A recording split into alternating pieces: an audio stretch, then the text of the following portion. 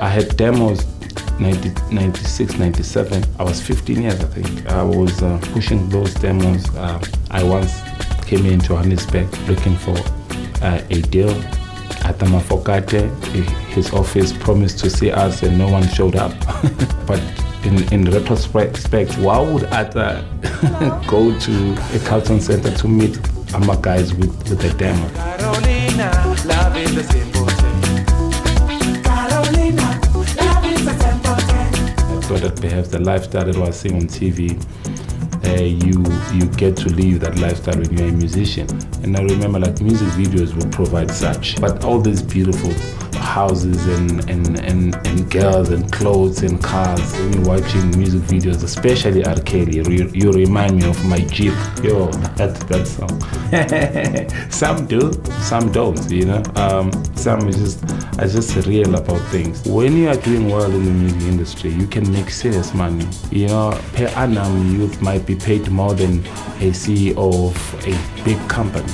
It's just that there's just so much pressure that people want to answer pressures from the public, and you should look like this, you should live here, you should drive this, and maybe they end up just spending a lot. I would like to give credit to my mom. My mom always used to encourage, if you want to play in any field, you need to understand that field.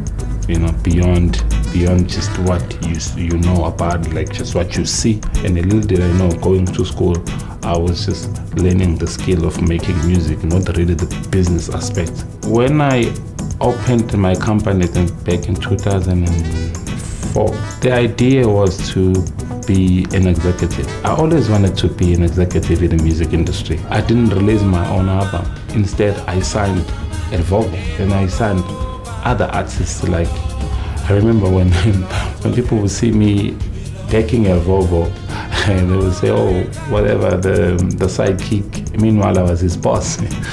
But then last year, every time I would come at Sonic, so they would ask me questions, you know, just, what do you think of this album? And I'd be like, oh, this album, la la la la la la la. And I didn't actually realize what they were.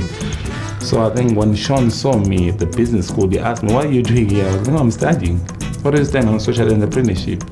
Like, please come see me on Monday. We need to talk. It's beyond just a dream, you know? It's also changing perception about artists. When you're passionate, people are able to see through you.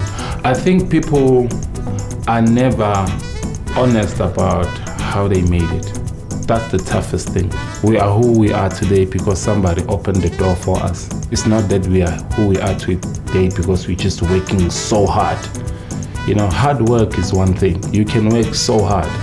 I know so many people who are hard workers, but they don't get an opportunity. When you pretend to credit your hard work for all your fortunes, you are actually overlooking, or you don't want to give opportunities because you are telling everybody that, you know what, for you to be where I am, you just need to work hard. People work hard, but you don't tell them who opened the door for you. Yes, people need to be ready for their dreams. You know, yes, people have to just push, you know. But when you see someone has pushed enough, open the door. Give them opportunities. Don't make it tough, especially those who are in a better space to make opportunities for other people. They're just making it so impossible to have opportunities.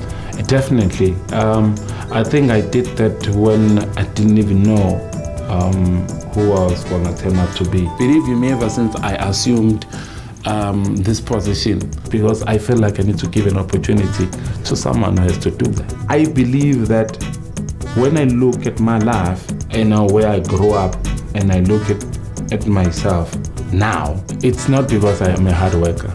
There's a blessing also.